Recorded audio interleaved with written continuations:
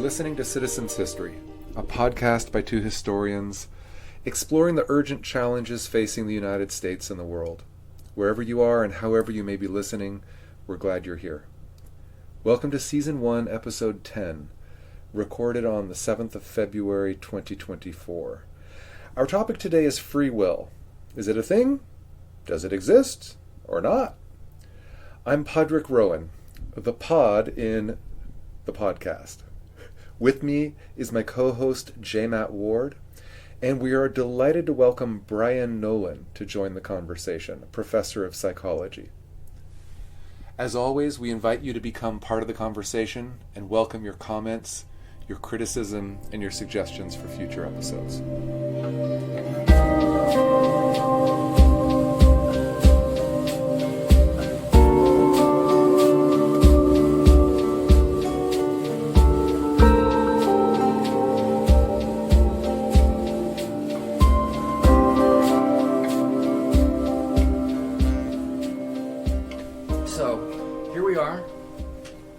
Early February, the cold is finally dissipating, and now that our bodies are warming up, it's time for an earnest and thorough debate about whether free will exists. I grew up Protestant, deeply conservative household, and of course free will is crucial to that, I think, traditional Lockean perspective of the world. You know, the right to life, liberty, and the pursuit of happiness. And the pursuit presupposes that there's some sort of freedom to do the pursuing. But as I've grown along, gone through graduate school, now I'm a professor, and I don't know, I'm suspicious. I see our lives curtailed every day by material circumstances, biological circumstances, social circumstances, governmental powers that we have little or any control over. And I begin to wonder, so I will take the token position today that free will, in as much as we can even possibly understand it, doesn't exist. And so I like to ask questions of myself and of others. Do we have choice over where we're born? Absolutely not. We can't decide who our family members are. We can't decide where we're born geographically. We have no control over this. We have no choice over our genetics. We have no choice over, say, if our mother consumed a lot of alcohol while we were gestating. No control over that. We haven't, aside from, suicide, no control over how long we live. That's sort of a question mark in the future for us. We can't control big incidents around the world like tsunamis, the price of gasoline. You know, we're sort of subject to these fates that buffet us every day. Nor can we travel forward in time and see what's going to happen, or travel backward in time and change something that we've already done. We're kind of stuck just in a temporal limbo where we are. Now, J-Mac, could I two things. I really want to hear the rest of this, but first, welcome, Brian. Welcome, Brian. Thank you. And I'm really curious. The Lockean worldview and conservative Mississippi religion. Yes. I think I see the connection, but just could you draw it out for us a little bit? So I think that Christian conservatives in America are particularly attached to political viewpoints, conservative political viewpoints, and it's hard to pull those apart. So a lot of Christian conservatives would go and vote for Republicans because they see a lot of their Christian ideals, whether it be public morals or hands-off economy, as being connected to their Christian virtue. So to the John Locke life, liberty, pursuit of happiness. And that specifically in terms of free will, specifically ties to Christianity, in that most Christians, I would say, I'll paint with a broad brush there, tend to believe that we have the free will to choose salvation or not. So that lines up very well with a political viewpoint that would also suggest that we have some choices to make in the world. Interesting. What denomination is this? I'm totally ignorant. I thought not all, but a lot of Protestants are kind of predestinarians, where you just can't quite tell, and it's already been written, already been decided. Salvation. I certainly knew some Protestants like that growing up, but the majority that I'm aware of Baptist, Methodist, I grew up Pentecostal, tend to believe in free will. Okay. But tend to believe that you're going to heaven because you chose to go to heaven, because you chose to do the right thing here on earth. I chose to accept Christ, but also chose to follow by certain standards that God sets forth in the Bible, whether that be the Ten Commandments or various rules that you would find in the Bible. You have to choose to follow those in order to obtain salvation in the long run. Yeah, it's fascinating stuff. Because my very ignorant view of Protestantism is, they're reacting against a Catholic doctrine of salvation by works, and instead this is salvation by faith alone. Certainly there's a healthy tradition of Calvinism that is still alive in the world, where God has foreordained who's going to heaven and who's going to hell. You can't do much about it. But all the Protestants I grew up with, except for a tiny handful, were very adamant about free will being a part of their religious experience, and I would tie that to their political experience as well. Yeah, religion, free will, and being saved, being connected. Yes. Okay. All right. So, as a materialist these days, I tend to question that, and we are surrounded by material circumstances that have much more bearing on us than we do on them. So, for instance, we can't control we're going to get hungry again eventually. Those are biological imperatives that we can't push away. We can make some choices about what we eat, but even that, let's say you have a choice between McDonald's and Wendy's, two different choices, cholesterol weights for you the same. So it's hard for me to even view that as a meaningful choice. So ultimately, if I'm going to believe in choice, I'm going to make a distinction between minor choice and grand choice. Those are just terms that I made up. That I'm not super sophisticated in the science and biology of it all. I can make a choice over what food to eat, what books I might want to read. Who knows what kind of ramifications that's going to have in the long run. Now, and so are you saying that small choice might exist, but grand choice does not? No, if grand choice exists, say someone like Napoleon, or better yet, Harry Truman makes a decision to drop the atomic bomb, that's a decision that a level of power and agency that very few human beings have experienced in history. And I'm willing to see some sort of distinction between people that have a lot of power, a lot of money, a lot of capacity to make decisions that will change the course of history, as opposed to very minor choices that we may never even know or understand. So is free will and choice the same, or roughly the same for you? Yeah, I would say so. So Harry Truman might have free will to drop the atom bomb, but normal people don't have free will.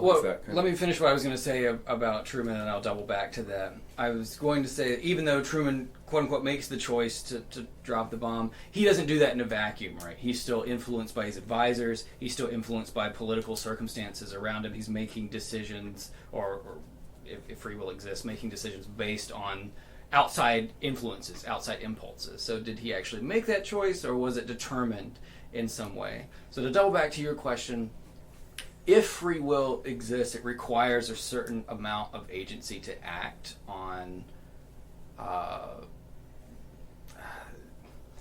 certain amount of information, or having a certain amount of power to act on that information. And I don't think that all humans have that equally. So I guess I will wrap up by saying, this very shoddy intro I've done, I was having a conversation with a physicist at the University of Missouri years ago, back when I adamantly believed in free will. And he said, well, I believe I have free will as well. I just know that I don't. And I was like, well, what does that mean? Then he sort of kind of gave this same spiel that I'm giving here. Like, we feel like we're making choices every day, but we're really influenced by who our family members were, what our genetics are, where we're located, how much we've had to eat that day, and all these sort of things. And I agree with that. And the only distinction I'm trying to make is, if I can see my way towards free will, not everybody has it equally. They simply don't have the same capacity to make powerful, meaningful, long-lasting choices that affect the course of history the same way as someone like Napoleon or Caesar or whatever does. And maybe that's a distinction without a difference. But I'm just throwing that into the pot of conversation. I typically don't believe in free will. If it does exist, we have to have a tremendous amount of agency and power to be able to act against a myriad of forces that otherwise constrain us. So, anyway. Just for clarification, when you say that there's essentially a seed of free will that's there with it, but it's constrained by life circumstances, as it were. Sure, I think that sounds pretty good. I mean, we certainly have the experience of free will, or think that we do. We're making decisions every day, even though someone like Sapolsky, Robert, right? Is his first name? Robert Sapolsky would argue that even down to whether you pick broccoli or M&Ms is determined back in ways that we can't see. And maybe that's true. I'm highly persuaded by that argument. But if we can make choices, it requires some level of power to overcome things that are acting against us. So. Well, as I'm the pro free will side, I think, of this conversation.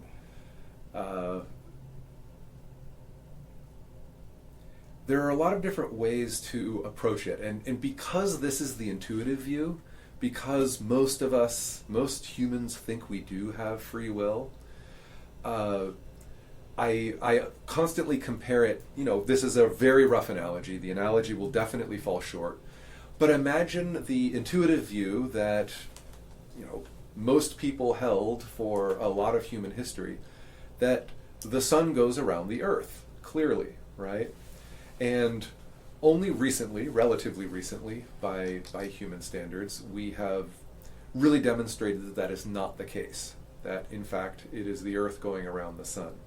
And so it takes a real feat of gymnastics. It takes knowledge trickling out and flowing out into the wider populace to kind of say, yeah, this actually is the case. We've got hard evidence for this. Your intuitive view doesn't matter. Your intuitive view happens in this case to be wrong. So I think a lot of folks who would argue against free will would find this a useful analogy. The reason why I think this analogy falls short in this case is that, yes, it's true.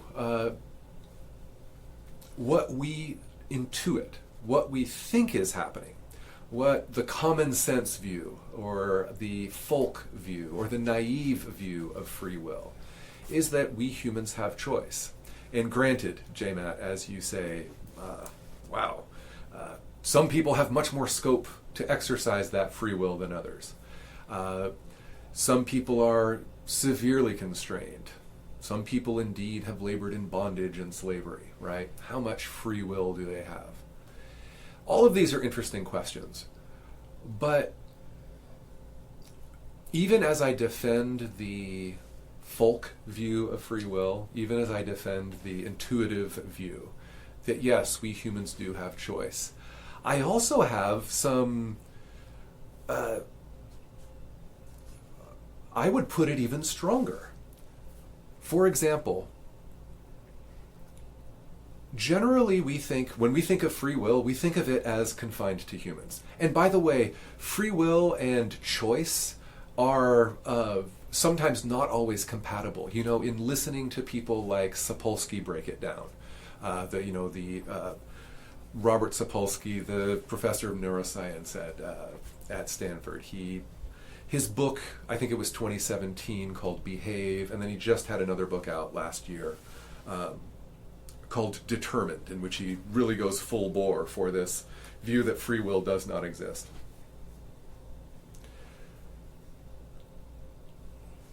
When he talks about these things, and I think this is true, like when he's arguing, let's say, with someone who's never been educated in neuroscience or philosophy or anything like that, and who just has this intuitive sense, I have free will.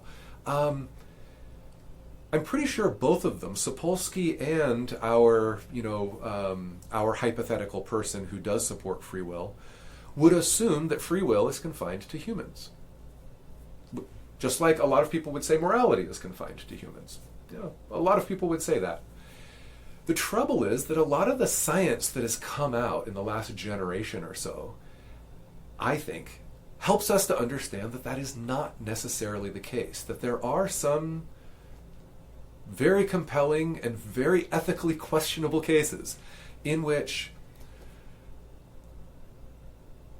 I think it's been demonstrated that morality, free will, if you like, does have pre-human roots.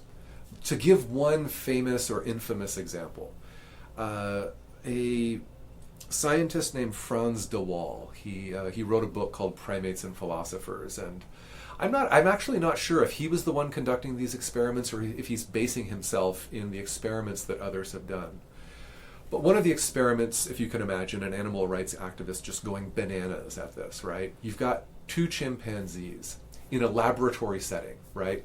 One in one clear glass cell, another in another clear glass cell. They can see each other, but they can't touch each other. And, you know, the usual. They train one of the chimpanzees. You pull a lever, you get a treat. You get food. And as that pattern has been established, then they introduce, the experimenters, another wrinkle. Now, this chimpanzee who's pulling this lever to get food, is also, against his or her will, administering an electric shock to this other chimpanzee, right? And the chimpanzee cannot fail to notice the connection, and indeed makes the connection, and indeed begins to starve himself. This chimpanzee, rather than pull on a lever to get food, refrains from pulling the lever because he has made the connection between his pulling the lever and the distress of his fellow. And, okay, remarkable ethical debate we could have on on the whether or not we should be doing that experiment. This is one piece of evidence, I believe, that what we usually think of as distinct to us, or distinct to the human species, sometimes is not, sometimes isn't. So all of the debates, I'm absolutely willing to go toe-to-toe with Sapolsky on this, and the arguments seem to revolve around, okay, it's weird to listen, for example, and you can find numerous talks of his on YouTube, right? When he's talking about his new book out this year, or debates with Dan Dennett, another famous philosopher who's actually kind of on my side of the debate. He's kind of pro free will, but he's pro free. It's an interesting thing that we can get into if we want to. But when I listen to Sapolsky, it's weird. 90% of what he says, I agree with. But it has nothing to do with the most important 10% of his adamancy, if that's a word, his being adamant that free will does not exist. The 90% that I agree with is all about, oh, look at how complex everything is. Mm-hmm. We had no idea how complex everything is. All of the causes, all of the rivers of cause and effect that have brought us to this point, historical, physical, biological, chemical, neurobiological, every single intricacy that we can possibly imagine of why I just had this thought in my brain and why I just moved my hands in this particular way, and butterfly effect 101. Granted, all of that complexity granted. And Sapolsky, weirdly, will acknowledge that there's a lot of choice in the world. He'll just say that choice is determined. It's determined absolutely, he will say, by causes and conditions far beyond our control. And we just think we have this view. When Dan Dennett starts talking about this, and he wrote a wonderful book back in the 80s called Elbow Room. I think the subtitle is, what's the subtitle? Free Will Worth Having, or the types of free will worth having. He basically says, no, the choice is not between choice and determinism. He calls himself a strict determinist, right? That he's a hard determinist if ever there was one. But he says, nevertheless, somehow that choice happens out of randomness. Now, this is a very interesting point, because while I agree with his conclusion, I'm not sure I agree with the way that he funnels it in. Because if we go to that nitty-gritty of the history of life and of neurobiology, there's something interesting happening. And I'm going off of a wonderful book I read like 20 plus years ago called The Signs of Life. It's by a guy named Ricard Sole and Brian Goodwin, I think his name was.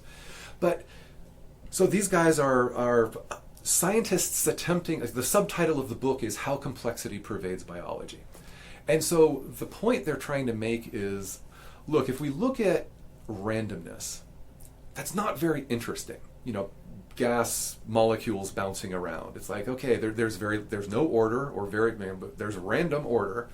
And okay, that's not very interesting. And then we go over to order. Like, for example, the structure of salt molecules, you know, it's very cubic, it's very,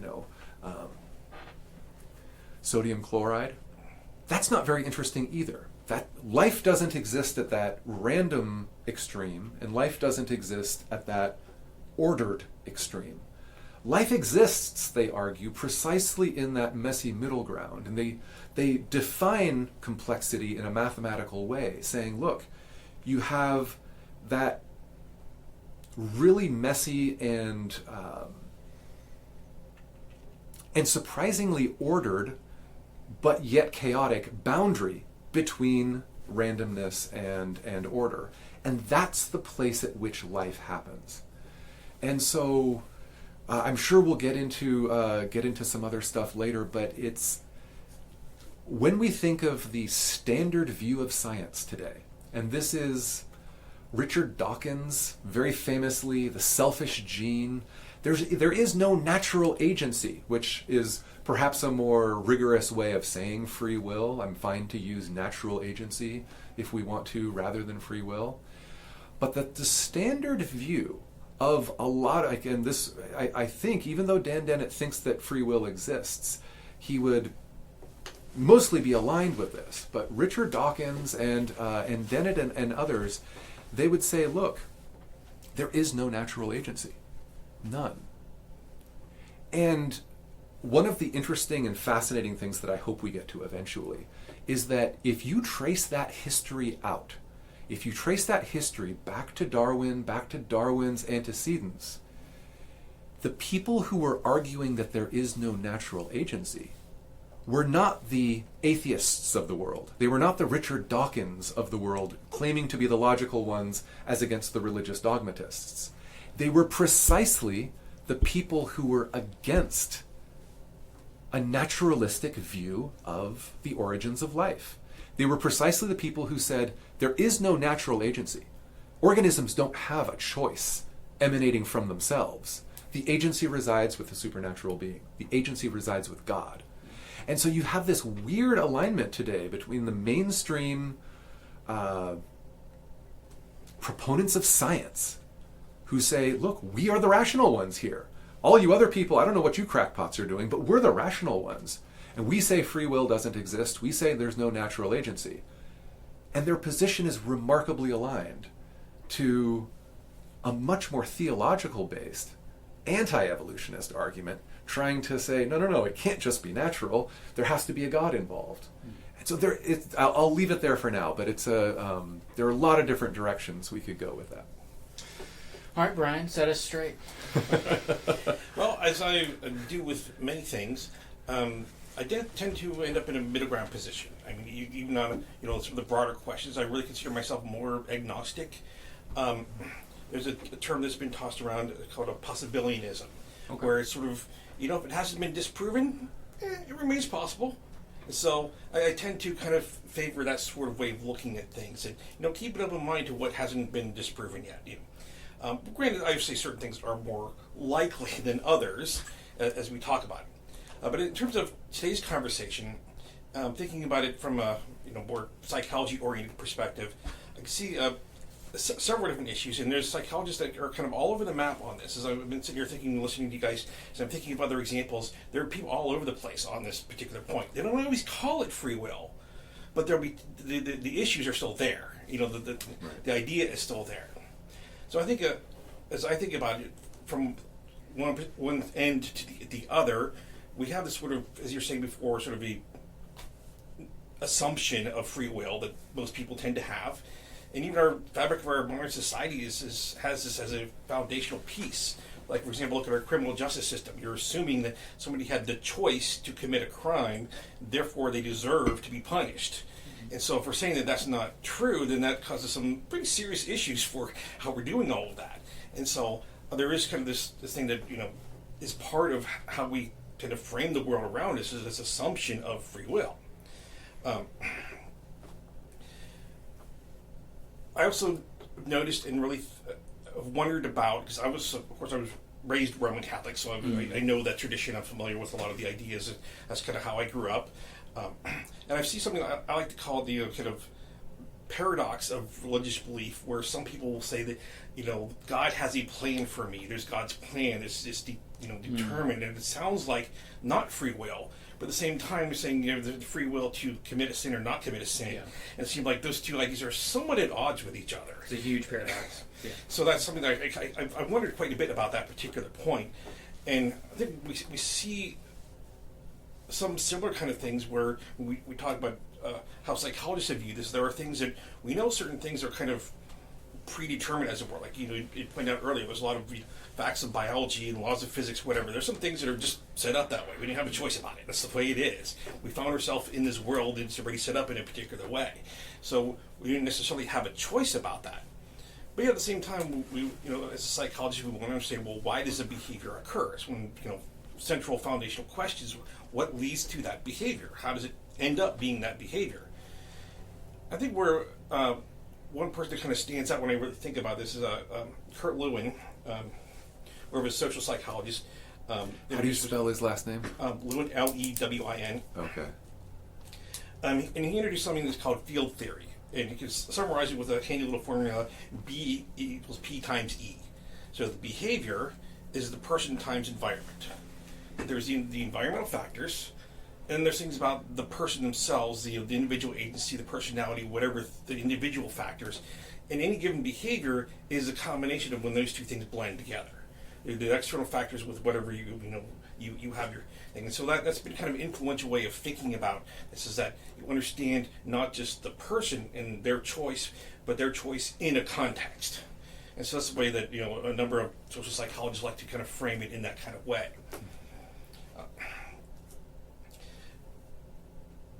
That being said, there's plenty of examples of things, especially from kind of more neuroscience-y side of things, that provide several examples of things that suggest a lack of free will.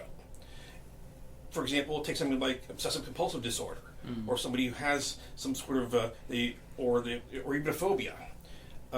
My first, kind of anecdotally, somebody who is has a fear of spiders, and so they have arachnophobia, and you can have a situation where you can explain to them logically that spider's not going to hurt you. But it is going to. But they still have this experience of the fear. Like, I still don't like it. I'm still freaking out anyway, right? Even though logically it doesn't make sense. And so, no, it makes sense. Well, you can make a certain amount of sense out of it. But I would say that the rational part of this. You can say that, hey, that spider's not venomous, it's not really going to hurt you, whatever. You can make those arguments, but yet somehow you can't help it. It's there that and so you don't get to choose to have a phobia. Like this, it's something that you find yourself having. Then you can argue about where that comes from. Some people have argued that fears like that are learned. That it's John Watson famously argued about learning phobia, learning a fear, and trying to undo a phobia by other people have tried to talk about undoing a phobia by trying to untrain it, trying to actually teach you to through exposure to the thing, and it kind of decrease your fear about it. And there's been some partial success with therapy along those lines. I think immediately of things like you've probably heard of treatment for, say, alcoholism. Mm-hmm. And under certain circumstances, I think in some states, therapists can prescribe LSD, and you go apparently, anecdotally, this is a lot of people have taken treatment and this and that and the other thing, or PTSD, and people take MDMA, right, in not in a laboratory setting, but in a clinical setting with with a trained therapist. And there's some remarkable movement around that. Mm-hmm. Yeah, that's actually something I'm been kind of a, we'll call it hobby interest, kind of a side thing. I've been kind of, cool. kind of looking into some of that, and it's like I want to know more. Like this Yeah. it sounds interesting, and I have my hopes and suspicions about it. I think there's potential, but I want to be careful we're not going too far down the wrong road, as it were, with that. Mm-hmm. And so that's something that I'm in the process of exploring a little bit more deeply. But yes, certainly that's another example of looking at things like addiction. You say like somebody who's a smoker might say, "Well, I want to quit. I have the desire to quit, but somehow can't make it happen." Mm-hmm. And so do you really have control over yourself at that point? You don't really have that sort of you have the desire to want to quit. That seems to make sense. You have this experience of having this desire to not do this thing, but yet you find yourself doing it. Actually, one of the ideas about the underlying neurobiology of addiction, one important piece has to do with a portion of the prefrontal cortex called the ventromedial prefrontal cortex. And one of the things that it seems to be up to is inhibiting inappropriate behaviors. Like you might have an impulse to do something, and there's that part that says, no, that's not a good idea. Let's not do that right now. And there seems to be activity that, so the part like right in the middle of the forehead behind that spot seems to kind of light up with respect to kind of making those decisions to not do something. And we think that part of what's happening is that when the addiction is kind of getting its hooks in you, as it were, that area starts to become a little bit more dysfunctional, and it can't inhibit the behavior in the same way it used to be able to. And so you're kind of eroding free will, as it were, the choice, because that brain area isn't able to stop you from doing things you don't want to do.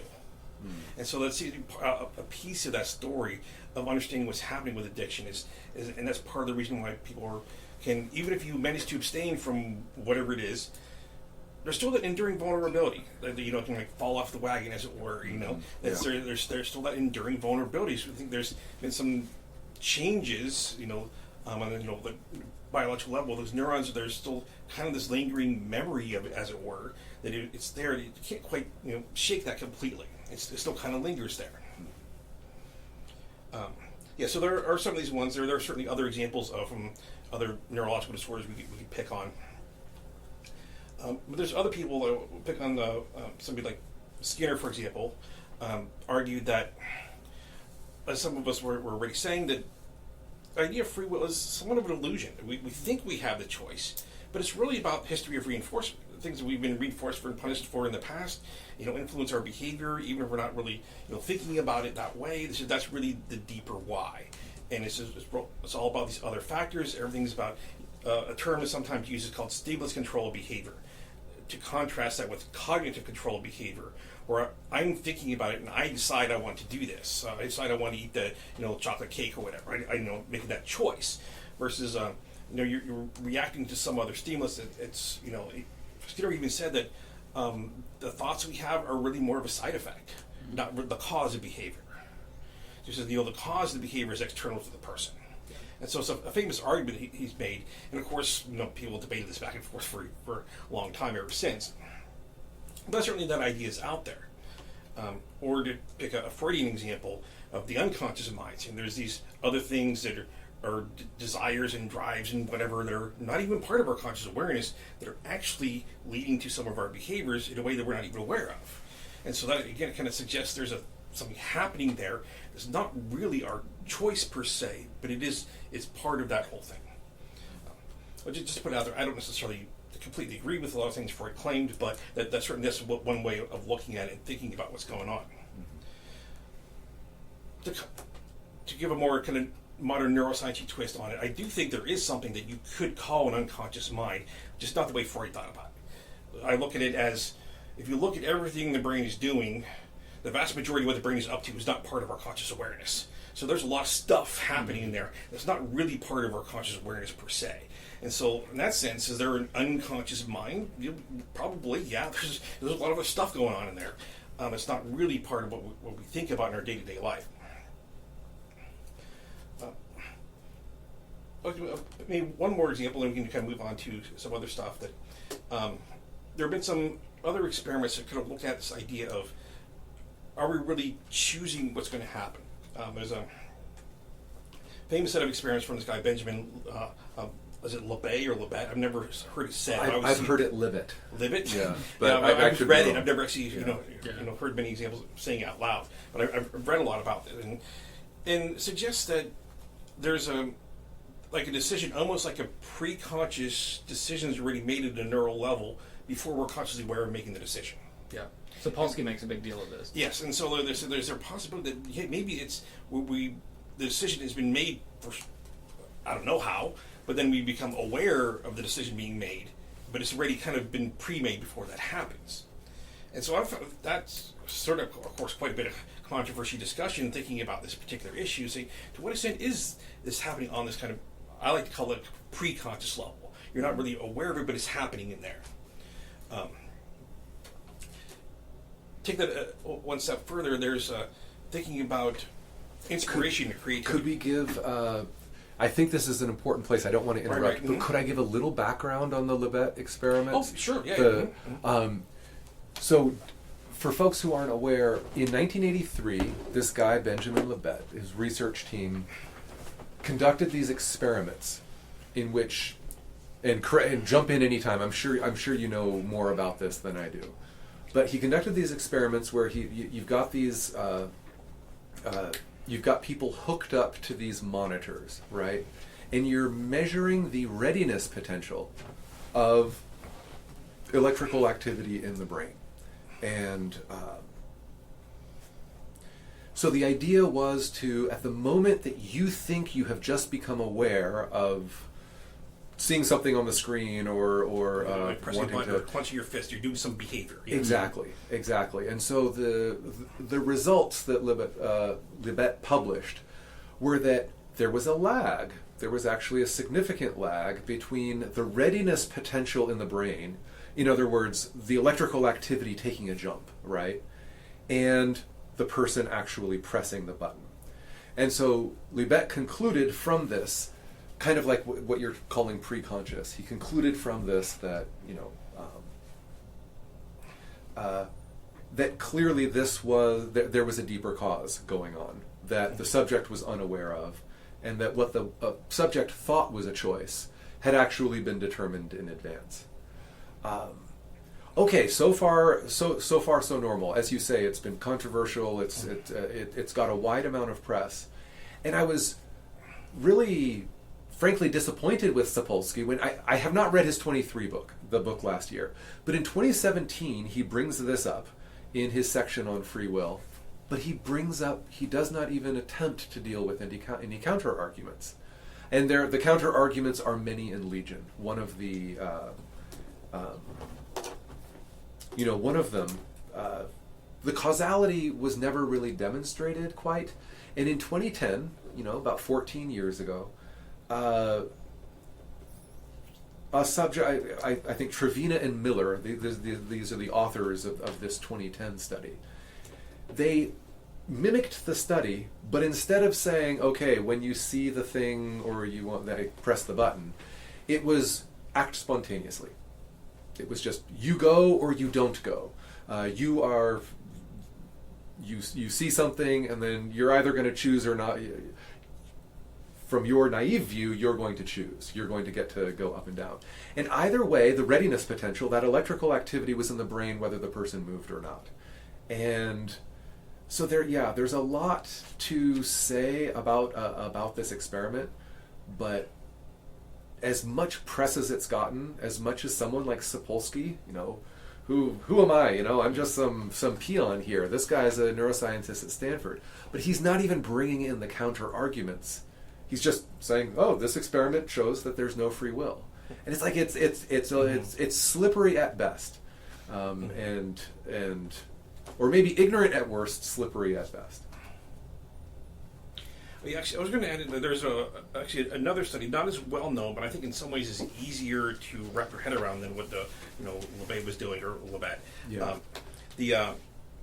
It was by this guy W.G. Walters, and what he had done is he was a neurosurgeon. He had some patients, and he had implanted some electrical wires, so you're picking up the electrical signal in the brain, and he had this hooked up to a series like a slide projector thing, and you press the button and it would advance the slides.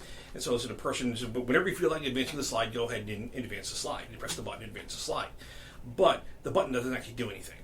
Yeah. The electrical signal from the brain is what triggers the thing to move. Didn't it trigger some anxiety or something? Like people were just, this does not compute. Right, but they were thinking something else was going on. Because they described subjectively the experience of, I'm about to press the button and the slide moves ahead before my finger even gets there.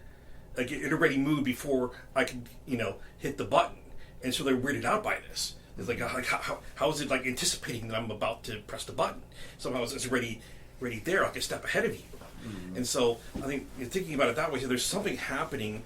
Like I said, I like to think there's like this preconscious level, something just before you're actually doing the behavior that's happening, mm-hmm. And that seemed to be kind of picking up on that sort of thing.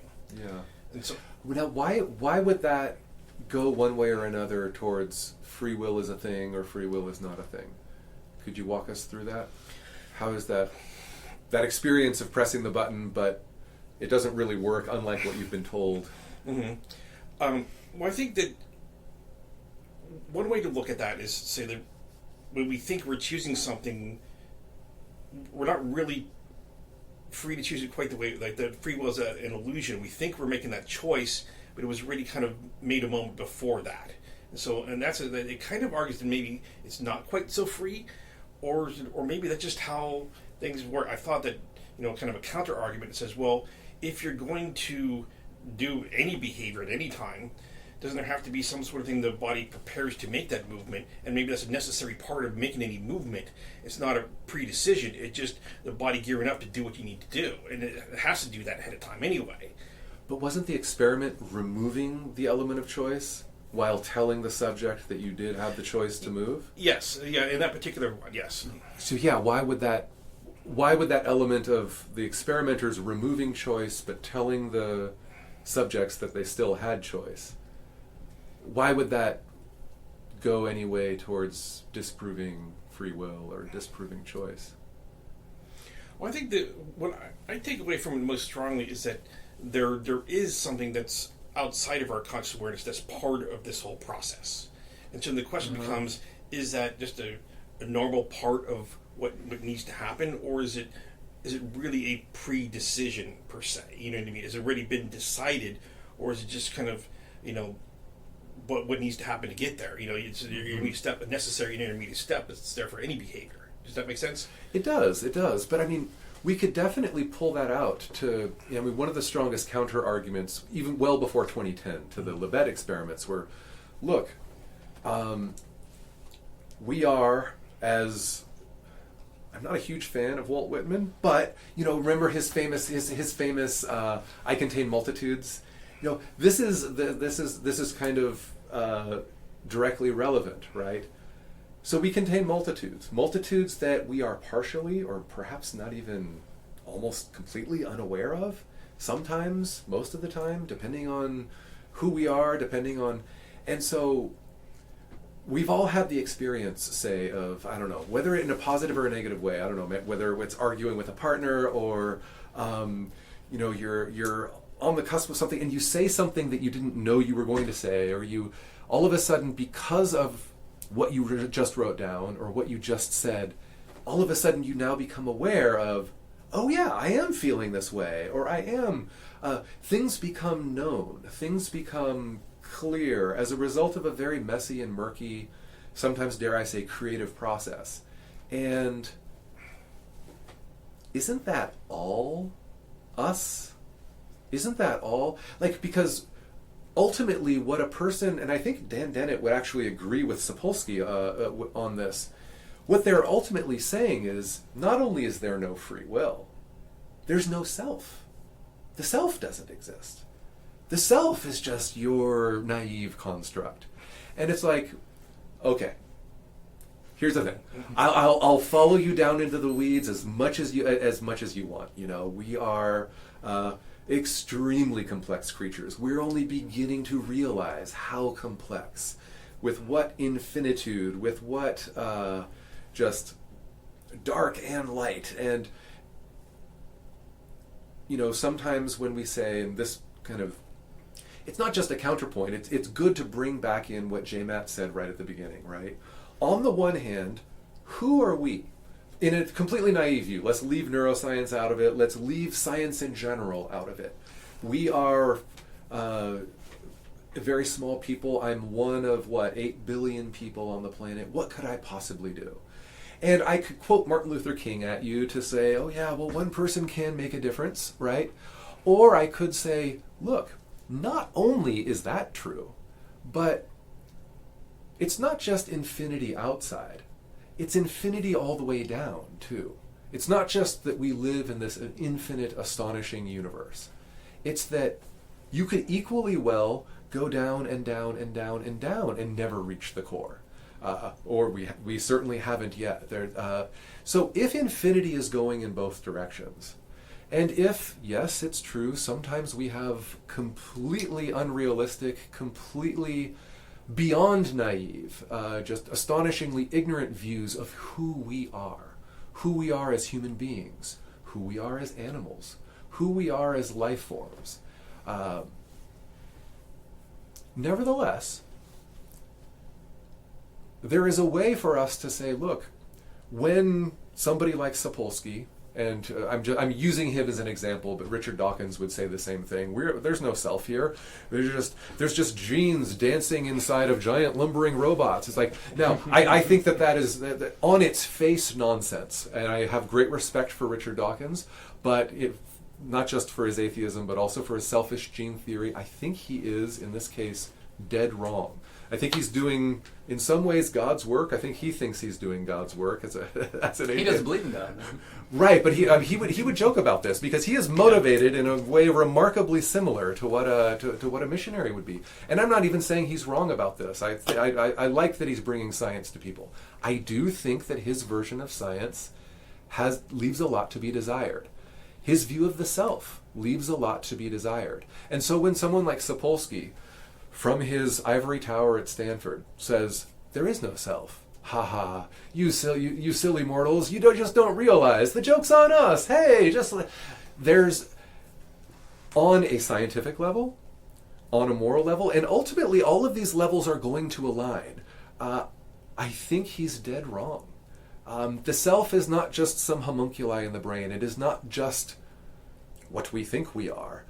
We have all had, and some people go and meditate in the desert to achieve these states. Some people take LSD to achieve these states. Some people do yoga 7 or 10 times a week to achieve these states.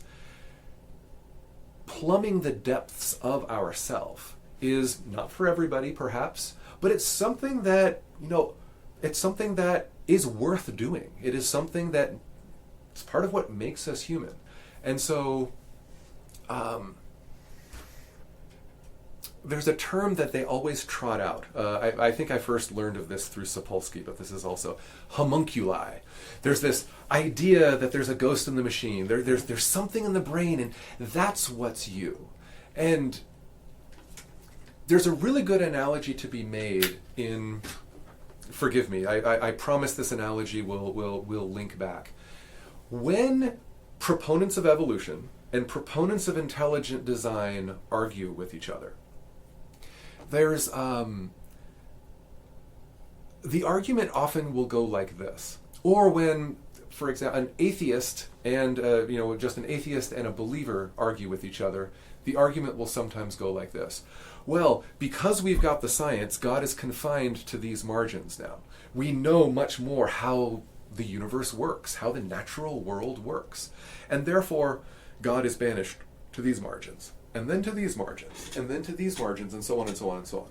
And so a lot of people will conclude from that, well, and this is true of atheists, but this is true of religious people as well. They will remove what they call God from successive levels, pushing it out to successive margins. And Sapolsky and others are doing that exact same thing with the self. They're doing that exact same thing with free will. Their argument is, because we understand better how the natural world works, that free will must be on the margins. The choice must be smaller than we thought it was, and shrinking.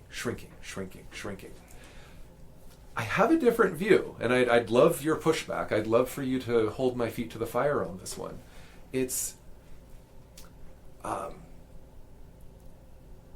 in the same way that the best arguments for a religious believer, and what I'm thinking particularly of, what's his name? Finding Darwin's God. I'm blanking on his last name right now. He is a very famous biologist. He's testified in numerous school board hearings and court cases about keeping religion out of the public schools. So he is, on the one hand, a devout Catholic, and on the other hand, a biologist, and he wears those two hats. And as much as he fights the good fight against, the what we might call religious reactionaries, he is also himself a devout Catholic. And so he wrote this book called Finding Darwin's God in response to that. And one of his strongest arguments, I think, is like, look, he is in some ways telling the religious folks, look, you're barking up the wrong tree here. Like, I'm not telling you need to be an atheist. I myself am not an atheist, he says. But I am telling you that in your pig-headedness to try to, oh no, God is, they're trying to establish what he calls a God of the gaps. Well, we got the fossil record here and here, but here we don't have the fossil record, and that must be where God is. Like, he's saying that's the wrong approach. And I would make the same argument here, that it's the wrong approach to say, well, because of the infinite complexity, and I can't actually say that I chose to just pick up this pen. It was actually determined. It was actually written in the book of time, the science book of time, right? Not the religious book of time, all the way from the Big Bang or whatever. It's like, that is not a common sense view of choice. It's not a common sense view of free will. And part of the problem is that philosophers, highfalutin philosophers like Sapolsky, they will take a very earthy, very down-to-earth thing that has all sorts of legal and moral and ethical and physical implications. Do I have my wits about me? Do I and he'll take these very earthy subjects and say, oh, no. It's too bad that you don't understand what free will really is. And then he'll take it, and I don't mean to beat on only him. This is a classic mistake that philosophers always make. They take something that's very earthy, something that all people really use, and then they take it away and they redefine it for their purposes, and then they tell everybody, you see, it's not what you thought it was. It's like, well, no, you're the one who took it away. And okay, fine, I'll relate to you up here, I'll have a conversation with you up here, but no, this is not the God of the gaps. This is not choice at the distant margins of the confluence of neurobiology and physics and chemistry. This is everyday life in which it is incumbent upon the person who makes the strong claim to give, indeed, the extraordinary claim, to give the extraordinary evidence that choice doesn't exist, that free will doesn't exist, that a lot of people have done a lot of heroic things in their lives. And Sapolsky is curiously apathetic to that, and he will admit this. He'll admit what a struggle he's going through. He says, I can't live like this. I can't live like this. I would go crazy. He says, maybe 1% of the time, I finally understand that there is no responsibility. There is no morality. There is no... And it's like, I respect your point of view, man. But to say that you have found something objective here is frankly nonsense. Like, it's up to you. Like, you can't just struggle and talk yourself through, and I agree with 90% of what you say, and then you finally come in with your big-time conclusion, and it's like, you haven't proved a thing. You haven't demonstrated a thing, and the onus is on you. Like, so I'll back that up, but sorry, I know I'm rambling. Yeah, you're right. Well, I was going to say that I was going to, as you're sitting there talking about it, I'm thinking that there's a kind of a different way we could frame all this in the sense that, a more kind of pragmatic approach to it. Think about, physicists have argued that the way time actually exists is different than the way we perceive it. And as a psychologist, I might say, so what? It's irrelevant, because that's not how we experience it. we True, we experience can go- passing time. like a 2-year-old experiences 5 minutes is like 5 hours. But yeah, I mean, your point is well taken. A subjective Yeah. experience of it. Yeah. And from my psychology bias here, that if you want to understand behavior, you need to understand how people perceive the world. So that's in some ways the more important thing. And so you can make an argument like that I think there is some value in plumbing the depths of this, but there is also a point where I want to bring it back to what's a practical, useful thing you apply in real life, as it were. There's another psychologist named Albert Ellis who he's famous for a couple different things, but the point I want to make is that he argued that, I'm trying to remember how the quote goes, is we believe we can stubbornly refuse to be miserable about anything. And that, in essence, we can choose to be happy. And we can find that happiness, and that's our way of how we interpret and react to the world around us. We can choose that happiness. And in some ways, say, wasn't that really the more ultimate goal here, is to have value in our life, to say that we find some version of happiness, and we have the power to choose to do that, whether some of these other things happen to be true or not. Sorry, do you agree with that? Do you think that's true, or do you think that's... There's a core idea where I think he is onto something, where regardless of whatever stuff happens in the world around you, you can still have some degree of choice of what you do about it, how you react to it. And so I think there's some wiggle room for that. I think his argument makes sense. I don't know if it's quite as wide-reaching. He says anything. It's like, well, right. It sounds suspiciously like The Secret, manifesting your reality. Right. And So all it's that, like it's going maybe a little bit too far for my taste, but I think there is a nugget of something there, that we do have some ability to find our own happiness, as it were, and how we could choose to react to the world around us. Mm-hmm. I would like to interject a question based on my own ignorance. Are we...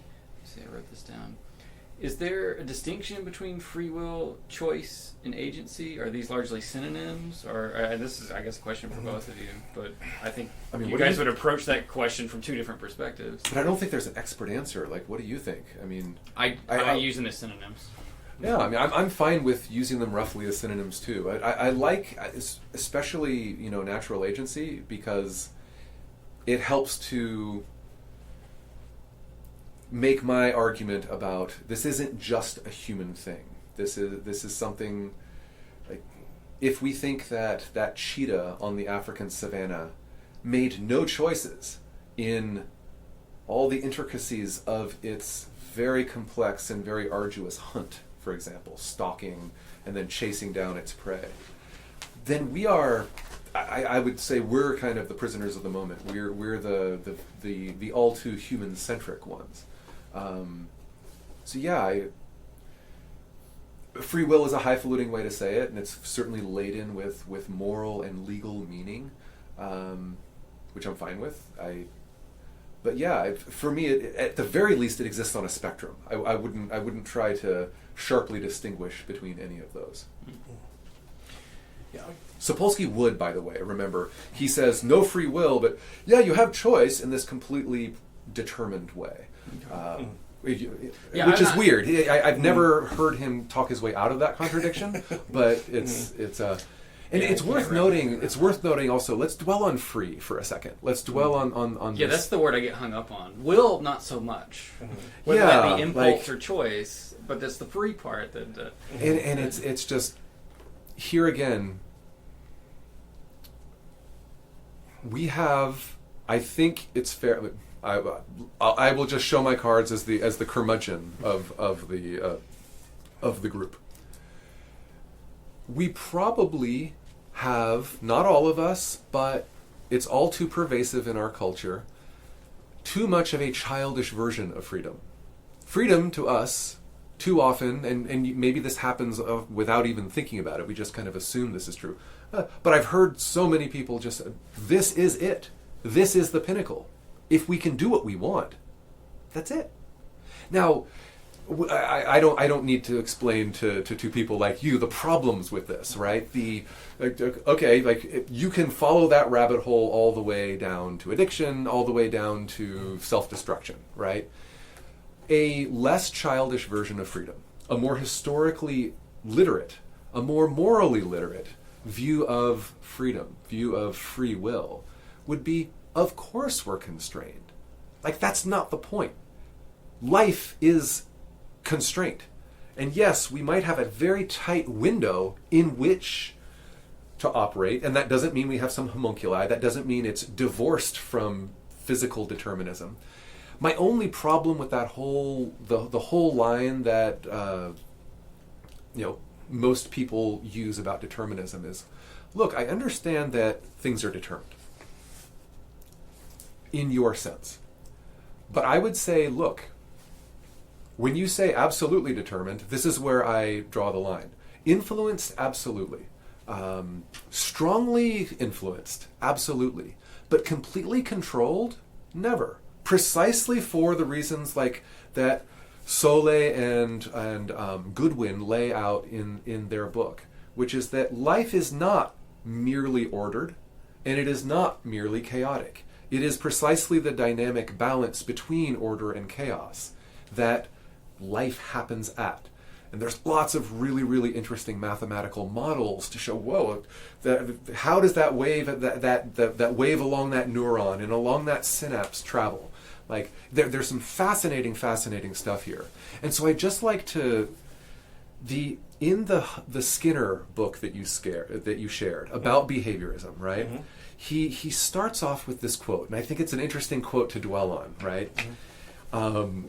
I think this book is from 1959. Is that right? It's a classic. It's an old book. Or no, that particular version was the 75 version. But this is actually from earlier, right? Because it was 59 that Chomsky comes out all guns blazing against Skinner, right? Well, the book that Chomsky was reacting against was called Verbal Behavior. So it was a different book by Skinner, yes. Okay, yeah. But still, same. He's still taking out the cult. Yeah, you read Skinner books, and some of the same ideas appear in many different books. I mean, but am I right in thinking Chomsky is taking out the cudgels against Skinner's behaviorism? It's still that. Yes, that is certainly true. That's the stance.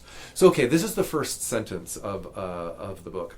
He says, quote, "A scientific analysis of behavior must, I believe, assume that a person's behavior is controlled by his genetic and environmental histories, rather than by the person himself as an initiating creative agent."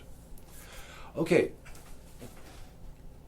so controlled, I can be on board with, but it's precisely that contrast that catches me up. Like, I wouldn't agree with that, because I wouldn't see our genetic and our environmental histories as distinct from our initiating creative processes. Because indeed, our initiating creative processes are in vast ways influenced by that past, by that genetic past, by that environmental past, by that, and we can go down the various spectrum of social and chemical and biological and physical and so on and so forth. I don't see those two things as distinct. What am I missing? Well, I think a little bit of context, where part of where Skinner's coming from in saying something like that is that part of the whole kind of behaviorist mindset, which of course comes from Watson before Skinner, is that in order to be scientific about something, you need to be able to measure it. You need to be able to observe it. You need to be empirical about it. Otherwise, it's not really in the realm of science. You have to have something evidence and data you can look at. And so the behaviorist position was really all about, if you can't measure the mind directly, don't waste your time. Stick to the things you can measure. Right, kind of like phenomenology or something in philosophy. So we're saying that to be scientific about studying behavior, you study the objective things that you can measure. That's your starting point. Mm-hmm. And I think that's kind of some of where he's kind of coming from that. If you want to do a scientific analysis of it, you stick to the things that you can objectively measure and define. Okay. Yeah, I mean, I guess that I would find that to be too narrow an understanding of science. And I'm sure that's me as a non-science. I mean, I've got some scientific background, little engineering background, but it's there is experimental science. Mm-hmm. But then look at the other kinds of science like geology. We can't run experiments in geology. Sure. It's just we've got to, and some people might say, well, that for that reason, it's not truly scientific. I don't know. I would prefer a more expansive definition. But. Well, it's not necessarily you need to be able to do an experiment, but you need to be able to do a measurement. And even geology, they're doing measurements. So there needs to be something empirical that you can observe, see, measure, do something like that. That's still fundamental to the whole kind of scientific endeavor. That there, and I think part of where Watson and then Skinner kind of their position is partially extreme because they're reacting to what was going on before them, where there's a lot of arguments about trying to define consciousness and or should we be trying to study the structure of the mind versus the function of the mind? Right, and also these other debates that were going on, back in the late 1800s, early 1900s, and behaviors didn't like it. The whole debate was a waste of time. And it's like forget all this stuff. We want let's just let's be more objective about it. Let's study the things we can measure. And so they try to shove this mindset in a different direction. And I think part of what eventually happens, like with Chomsky that you're mentioning, that the whole field kind of recognized that behaviorism is too limiting in a lot of ways, saying we can only study these things, and there's more to it than that. And so eventually there's sort of a pushback against it for being too limiting. Yeah, I mean, that's very helpful. Let's say, and just to take your point about measurement a step further, if we cannot measure, as you say, that initiating creative agent, it seems to me to be, I won't say bad faith, but it seems to me to be like a remarkable jump to say, oh, well, therefore free will doesn't exist. Like, we can't measure it. I don't know. Like, you can't prove a negative, right? And yet the strong claim is all of your naive and folk and common sense views about free will, about choice, they're wrong. Like, if we can't measure it, as you say, that seems to me a remarkable overstep on the part of some pretty smart scientists, apparently. I don't know. I might be missing something. Yeah, Skinner himself was a pretty extremist in terms of the viewpoint. He's the most extreme example of this that I've ever encountered. Okay. So he does take that kind of extreme position, and I think he's right at some points, but he takes it to an extreme where most people don't follow him there. It's a little bit too far for most people. Okay. And so and I think that's kind of one interesting things historically with all this. Behaviorism was popular for a while, I think in part because it was a pragmatic answer to a difficult problem. So, well, we don't know how to measure this other stuff, but we do know how to measure this, so let's do this for a while. Yeah. And then eventually we kind of grew out of it, essentially. And things like, Chomsky was saying that the behaviorism just can't explain everything, that you need to grow beyond that. But Skinner really kind of hung on to that kind of extremist position, and even papers he wrote as late as 85. And I think Skinner passed away in 90. So even in his, late in his life as 85, he was still hardcore hanging on to that behaviorist position and saying, "Oh, the whole field of psychology is going in the wrong direction. We need to go back to behaviorism." And so he was a bit out there when it comes to that. So I don't necessarily agree with everything that he said, but there is still, I think, that a fundamental piece of this scientific endeavor that does revolve around measurement. Whether it goes beyond that or not is another question. Okay. By the way, I would probably a topic for another day, but I would love to pick your brain on. It's not just a problem in the field of psychology, right? This is just a much wider thing, but the replication crisis and I don't want to go down that rabbit hole right now, but it's a fascinating thing. Yeah. Well, this is why people argue whether history is a social science or not. Right.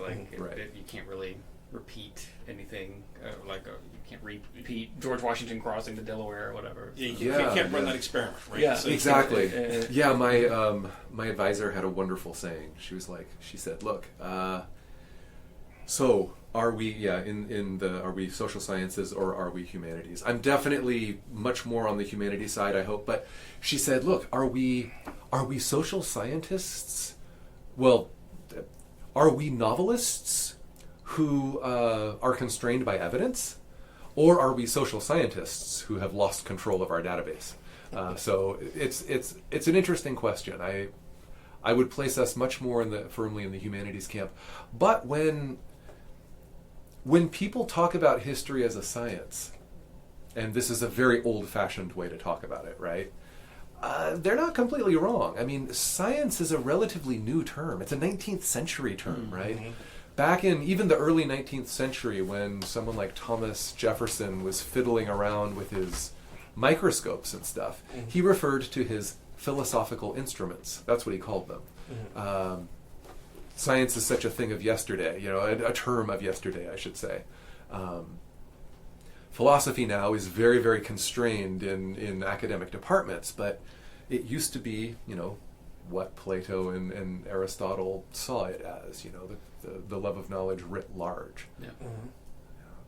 That's why we work at a liberal arts school. Yeah. So we can engage the big topics.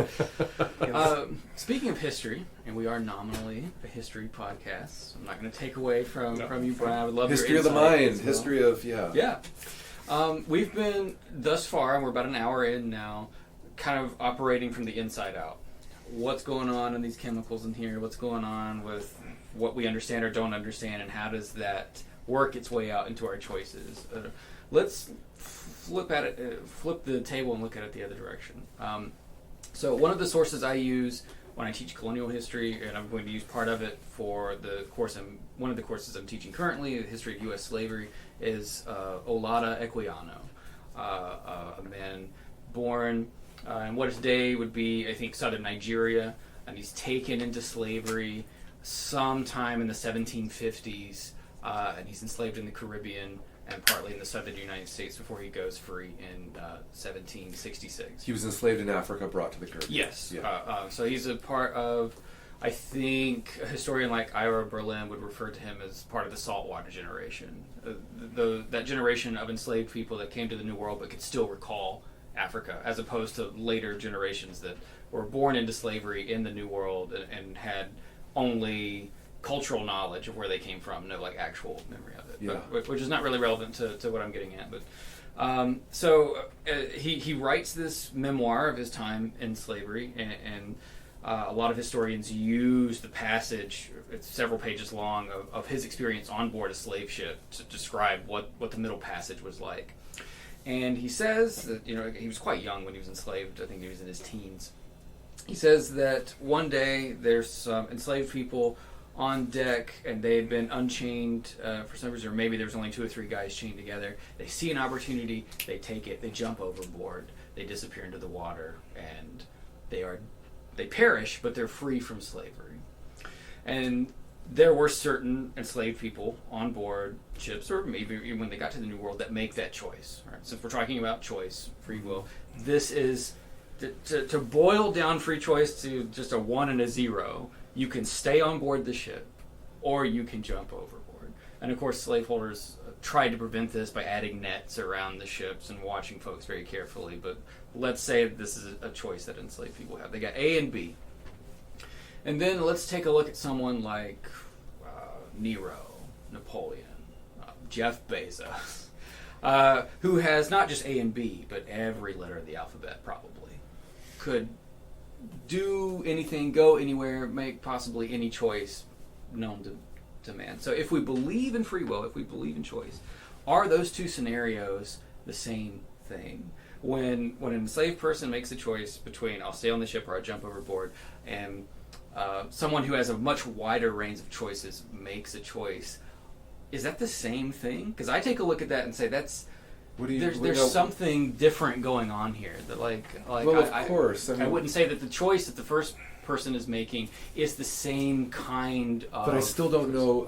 You're giving an instance of one choice in the first. Yes. And I don't get what the instance of choice is. You're just saying the second, Nero or whoever. He could choose to eat anything, invade any place, go anywhere. Well, I would just point out that, of course the difference is there. I want to acknowledge that the difference you're trying to highlight but is more than just absolutely experiential. there. I know there's an experiential difference, but isn't there something deeper there? I don't know. It feels like Can I? I know that this is a macabre and dark subject, but can I answer with a joke? Sure. Go ahead. Are you familiar with The Far Side? Yes. So, do you know The Far Side? It's probably know above of it. your So it's this very quixotic, very very macabre, but very funny and smart kind of cartoon strip. And there's all sorts of random scenarios. There's not just one cast of characters in this comic strip. It's just sometimes you've got a cow, sometimes you've got a dad talking to his child, whatever. In this particular, there's only one scene here. And it's two chimpanzees lounging in the jungle eating bananas. This probably came out in the 70s or something. I'm not sure when Gary Larson was writing this, but you've got two monkeys in the jungle eating bananas, and they're both very content. There's this pile of banana peels by the one, and a pile of banana peels by the other, and they're both just like lounging on their backs, just clearly just having a good afternoon and talking with each other. And the one says to the other, he says, "You know, Hank, I really like bananas." Heck, I know, we all do. But I think for me, it goes much deeper than that. So when you compare those two scenarios, you're absolutely right to highlight a huge difference. And whether we call it an experiential difference or a phenomenological difference, or I'm not sure. The differences in some ways would go deep, but I don't know if they go deep in the way that you're talking about. We're talking about a human being in a particular situation, and another human being in another situation, and they're worlds apart. Hi folks, it's J-Matt here in the editing room. We had some technical difficulties. I apologize for this. We lost about 2 or 3 minutes right in the middle of the episode here. So the episode will pick back up here in a moment. The only critical piece of information that I think you'll need for context is that we had come to the conclusion that even a powerful figure like Napoleon was very much constrained by the political realities on the continent in the early 1800s and by the material realities of moving large armies and things around like that. And because they're worlds apart, we also need to embrace the commonalities, right? What commonalities could possibly exist?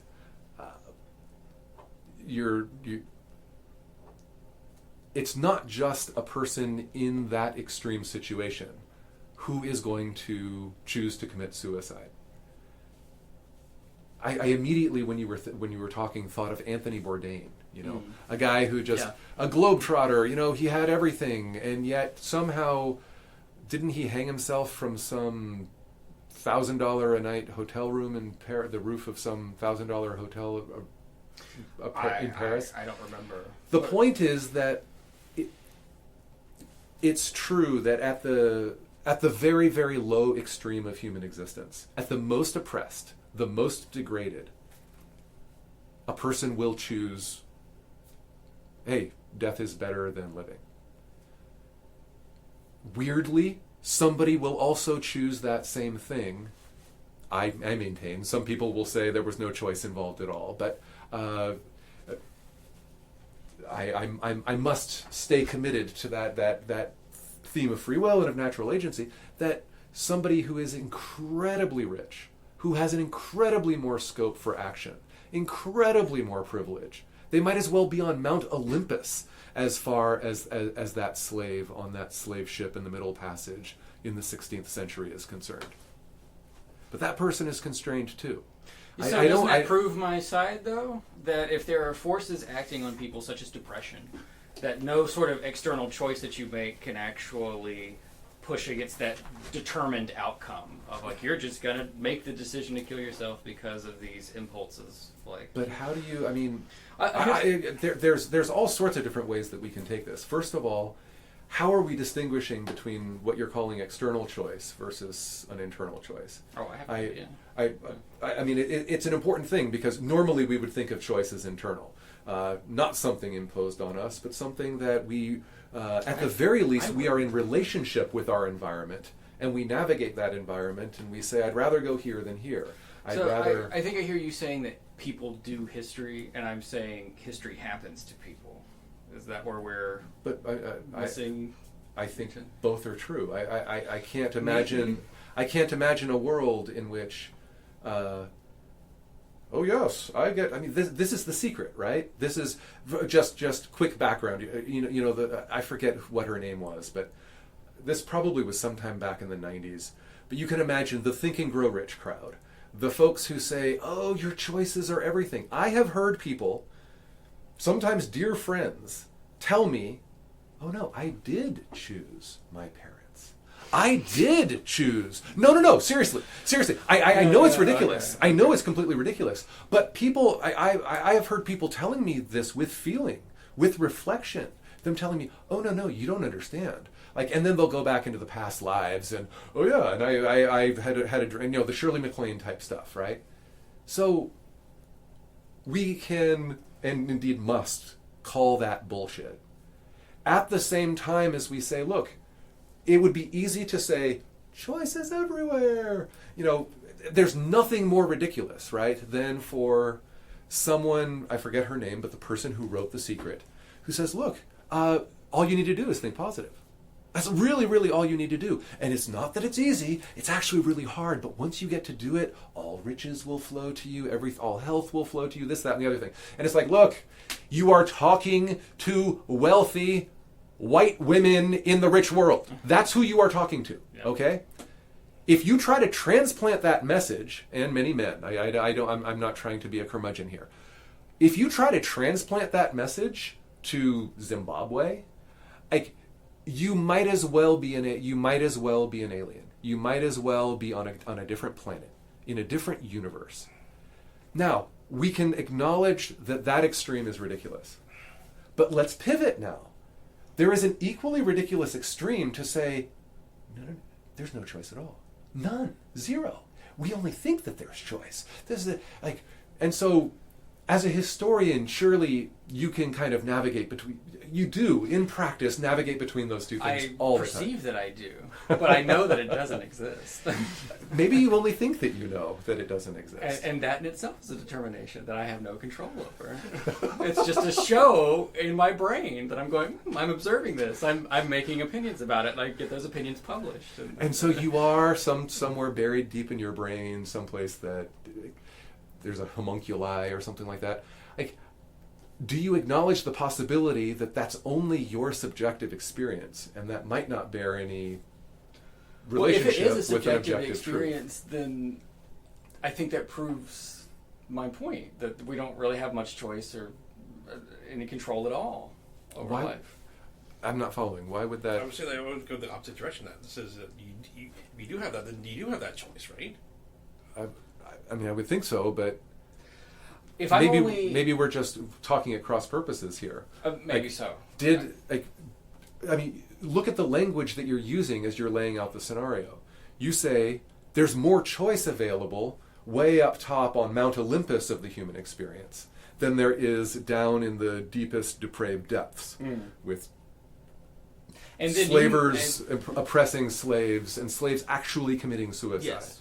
And having the choice to commit suicide? Or are you saying that despite the language you're using, nobody really had any choice at all? You made the point that even Napoleon was constrained. Sure. Later on.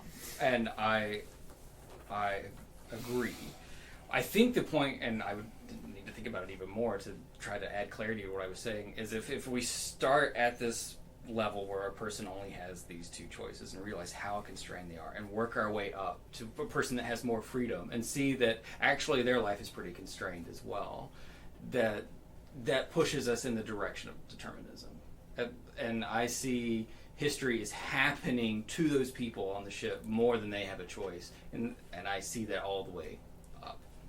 Okay, so history is happening to Napoleon as well. Yes. It's happening to you and I, and we just we're twigs on a mighty Yes. river, and Yes. that as I know maybe I'm mischaracterizing you, but if I'm understanding you, like, you are a historian with a progressive agenda. You are all about, like, you. To have an agenda would presuppose that I'm in some way making a choice to have an agenda. Well, right, but I mean, look at the subjects that like, think of the way that you have very lovingly, I think, portrayed women in U.S. history, right? Do you really believe that those people had no choice? That like, women, what did you call it? Women Rising. What was the title Lifting of that as we talk? climb. Lifting as we climb. Yeah. No real will involved. Just the assumption of will. Just we're all just running on a tram track. Like, I cannot it really describe is it as articulately as Sapolsky, but that's my general view. Yeah, even the Wow. climb that they were making was somewhat designed by the system that they were trapped in, right? So it would have been better if they had just kicked back and started shooting heroin, like, because it sounds I very don't- nihilistic. It sounds like Perhaps so, yeah. Like, why do, like, you worked hard to get to where you are today. Was that just your programming? Was that just complete, like, some people choose not to work that hard. Some people would just like to, And, you know, they, kick and back some and- people still have a better life than me, and out of not doing hard work or whatever you want to What call do you it. mean by a better life?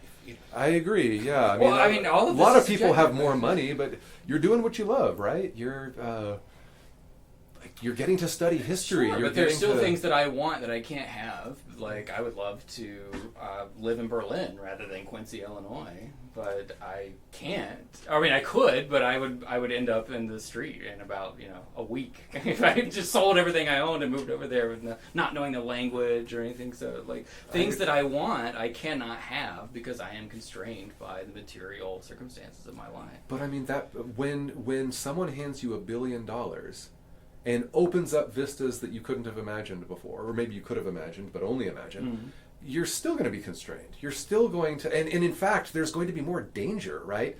When people, you know how it goes when people win the lottery. You know how it goes when people become rich and famous and just completely lose their minds. It's like, it sounds like what Sapolsky is saying, and I just want to make sure you're completely on board with this. Like, there's no responsibility at all in this world, whatever we make up. There's no morality. There's only the appearance. It's sounds very nihilistic to me. I don't know. I mean, how does that We've strike reached you? the end of my capacity to even defend my own position. Sapolsky can get really complicated and defend, like, I don't know. think your example about the prison earlier, I think it is a really good, because he can get really sophisticated about that. I don't know about morality or responsibility, but I would also give that same answer if we were talking about Christianity or something. There's so many different interpretations of the Bible and the kind of morality we should have. I would also throw up my hands and say, I don't know. Sure, but I mean, this is far, far beyond Christianity, right? This is a human universal. This is, dare I say, who we are. And I mean, Sapolsky does not, and I don't say this out of disrespect, like, he always ends in acknowledging the contradiction. He always ends in, I certainly, I kind of acknowledge don't it know as what well. I'm talking about, he says. Now, maybe I'm just think I'm on more solid ground than I am. But it seems like the argument against free will, which everyone who doesn't have a highfalutin degree seems to think they have, like, there needs to be a lot more work by the people who think they know. Sure. Because you think, like, in addition, like, you're acknowledging your limitations, but you think you know something very clear about the world, that free will doesn't exist. I suppose I know it, but I would argue that it's a thought that has presented itself to me rather than a thing that I have grasped and known. But I don't know. Yeah, I mean, I think language is really tricky too, and like in the way that we even have this conversation, we kind of fall back into active verbs that kind of support inherently the position of free will. Are and you that- honestly suggesting we should just speak in the passive voice all No, the time? No, that might be a bit much.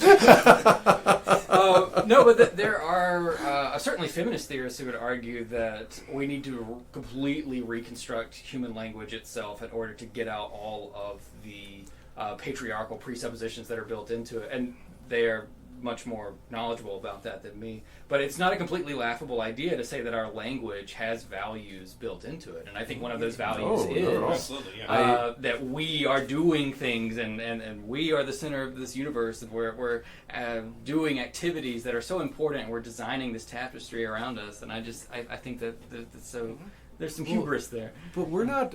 Look at it again. Think of the pre-human roots. Number one, I mean, maybe some people do think we're at the center of the universe, but you know that not. I didn't mean not literally, everybody but I thinks. mean like metaphorically. No, Like we're the but I main mean- characters of this story. And, So I mean, of course, you're the main character of your life. You know, That is how I humans perceive it. are. Well, I mean, it sounds like you'd follow Sapolsky in saying there is no I, there is no J-Man. It's just all a matrix we illusion. know that Like, we're all in this together, right? And that no single person is more important than another, right? That's like the through line of the liberal tradition, right? I mean, I would hope so, but it sounds like you're calling that into question too. Oh, well, maybe that's not the case. Maybe it's because here's the thing: part of the nihilism is like, if you honestly think that despite the differences between Napoleon or Anthony Bourdain or whoever and that slave that committed suicide, that, we can't shrug our shoulders at that. This demands our attention. This demands, there's something about human hierarchy here that, dare I say, we need to work on, rising as we climb. You know what I mean? Yeah. Like, but to And follow your line of thought, it's like none of it matters. It's like I would vehemently contest that. But think about the pre-human roots of all of this. We are not the only animal which manipulates our environment. We are not the only animal that interacts vigorously with our environment. Think of beavers.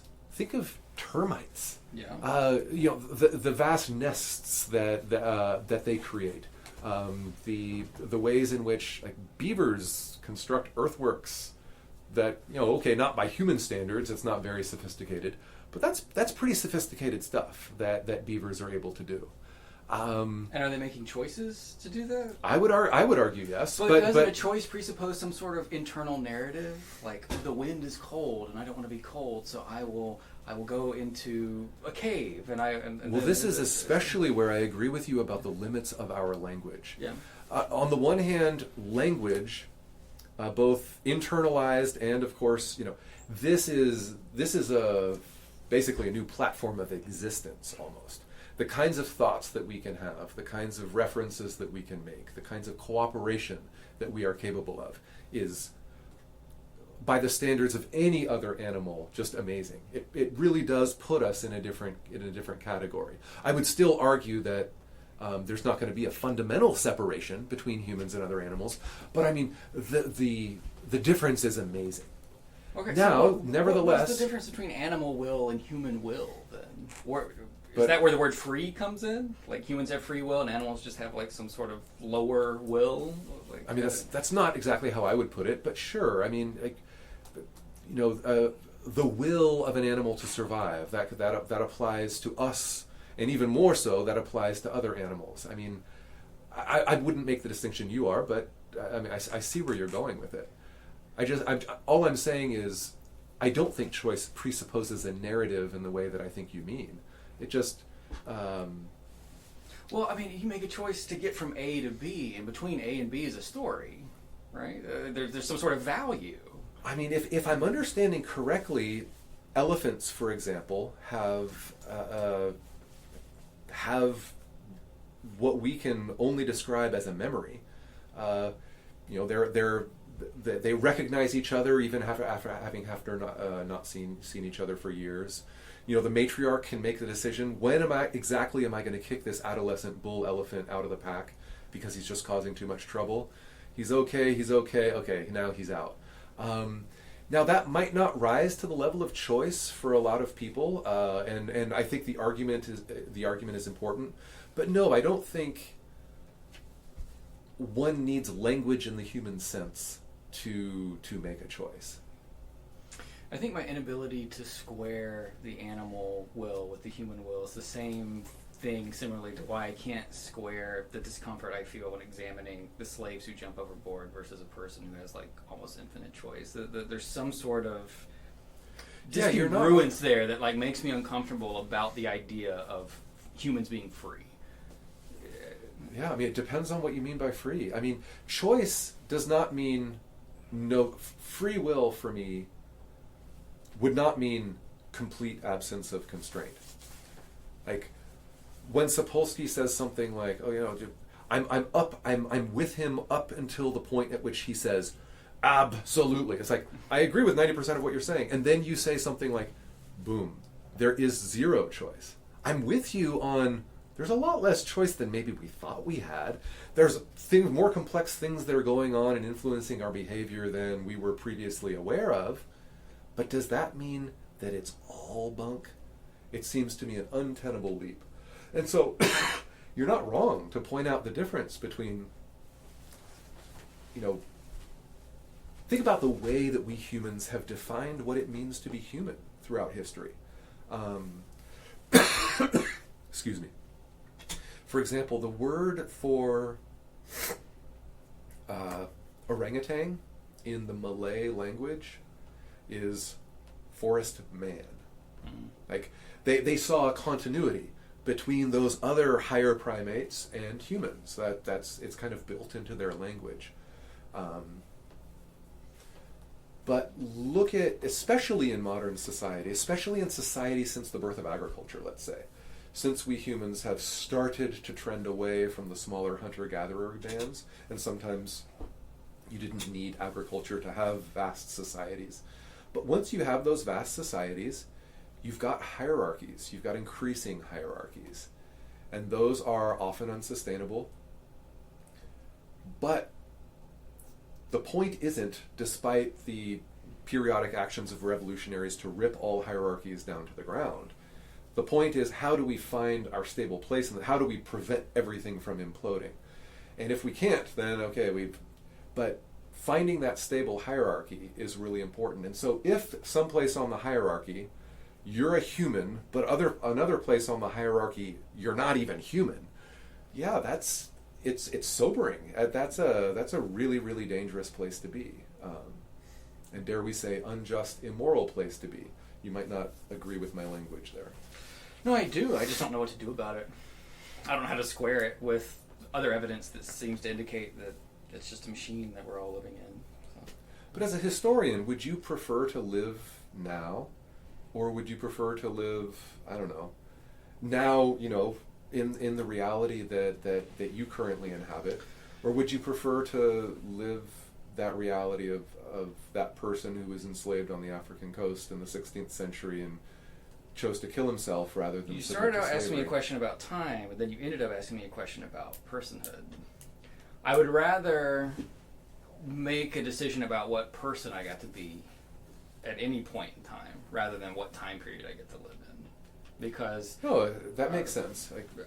There's been rich and poor for a long, long time in human history. I think if I say, I would rather live now as, a assistant professor in Quincy, Illinois in 2024, doesn't speak very well to say the life of, Henry VIII.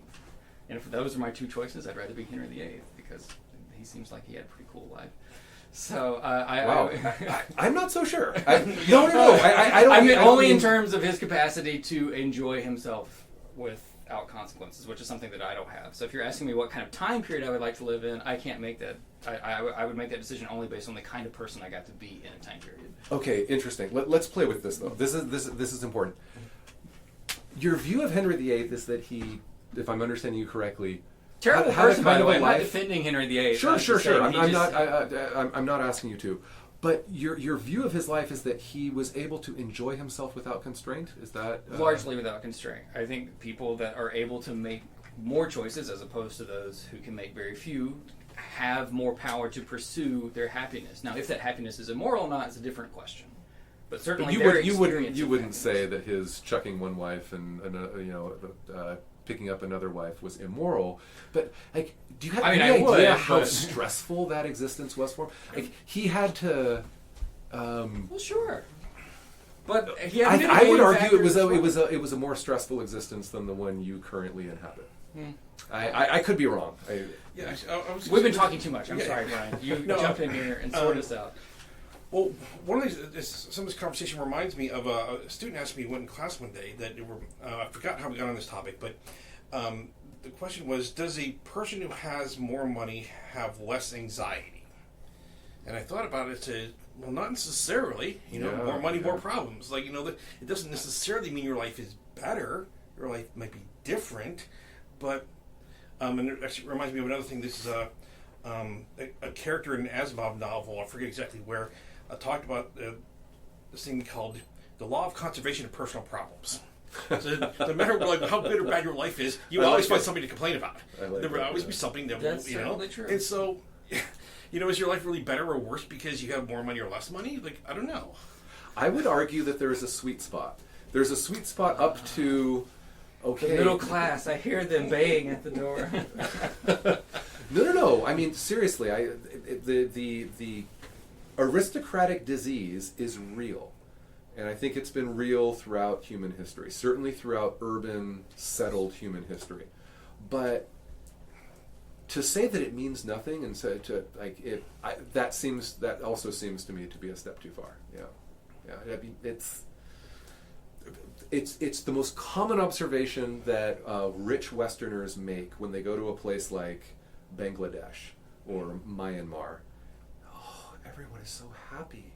They've got nothing, and they're so happy.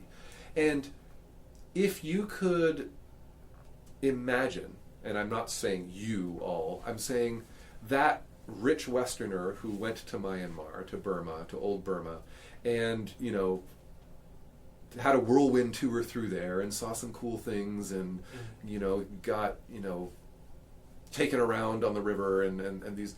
If you could actually go and live there and strip yourself down a little bit and actually live with locals and spend significant time there, the perception would change. I'm not saying that the initial perception is wrong. I'm just saying that is there's something very seriously missing when we say, oh, everyone's so happy. Everyone's so, it's like, Yeah, it's an incomplete picture. Yes. You're not seeing all there may be things that are good about it, but there's also a lot of drawbacks too. Yeah. So there's always something that. But it's certainly, I mean, I think it goes to the point that you're trying to make, like that sometimes greater anxiety comes with more money. With more power comes more responsibility. And yeah, I think about the ways in which choice overload, there's probably a technical term for this in psychology, but just if you've got too many choices, you kind of go deer in headlights. You kind of shut down. Everything, we thought it was going to be really, really good to have all of these choices. And we sometimes do end up more miserable with more riches. Can we end on, or I don't know, but can we end with, I want to just, with, and let me see if I can find it. So we would be remiss to not bring up Sam Harris, right? He's written an entire book on free will. This was published in 2012. Maybe it was published earlier, but my edition is 2012. But, of course he's talking, it's all an illusion. We could have behaved differently than we did in the past. This is a total illusion, he says. We're the conscious source of most of our thoughts and actions. This is another thing that he thinks is ridiculous. I more see what he's saying with the second than I can with the first. He says things though like laziness, like diligence, is a neurological condition, and there are profound problems with this. And it's not just that I think he's factually wrong. It's not just that I think Sapolsky is factually wrong. It's that not only are you wrong, but there are really, really, really pernicious side effects to a powerful person like Sam Harris, who has got this bully puppet, right? A bully pulpit, who he's, I don't know how many people he reaches with his podcast and his public talks and everything. But like, there is a moral hazard as well as just the factual wrongness of the assertion. And I know that's just my perspective. I know that that's something that I've got to argue. But we are, in a way, we're ignoring history. We're becoming ahistorical when we do this. Because when you are striving to feed your families, or when you are, in a stage of existence where it's, you've got to find a different place to live, and that sometimes might mean pushing other people out. Like, it's a very, in a very violent dog-eat-dog kind of a world. It's like, no one is like, oh, no, none of this matters, right?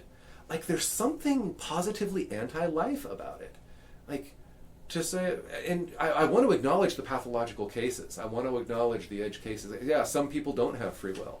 Some people, for a variety of reasons, have come to a point in their life where all they can do is be on medication and sit in the corner, and somebody else has to take care of them. But for people, and for all of us as educators, like, we want our students to, like, if we tell our students, none of this matters. You did your homework? Great. But you didn't do your homework? No problem, because it was all predetermined. None of it really mattered. Like, but do you see what I'm saying? Like, there's something positively anti-life about, like, if Sam Harris and Robert Sapolsky were not as privileged as they are, would they be spouting this? Would they be saying, oh, none of it matters? He happens to have a very privileged position up in the ivory tower at one of the elite universities in the world, and Sam Harris happens to be one of the most famous public intellectuals. Like, they're not really worrying about things. But for someone, like, they are educators, I think, first and foremost. They would acknowledge that. And it seems to me a very pernicious message. Don't worry about it. Doesn't matter. No responsibility, no morality, no choice, no self even.